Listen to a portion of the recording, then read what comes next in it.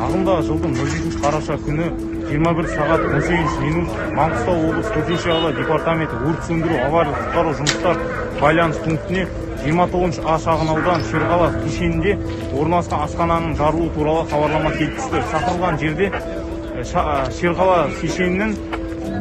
Шерғала кешенінде асхана бөлігінің жарылуы орын алды. Себебі мен шығынын анықталуда басқарманың анықтаушысымен шақыртылған жерде өрт сөндіру және авариялық құтқару жұмыстарынан 7 техника, 22 қызметкер, полиция департаментінен 11 техника, 25 қызметкер жұмылдырылды. Қазіргі таңда анықталу жұмыстары жалғасуда.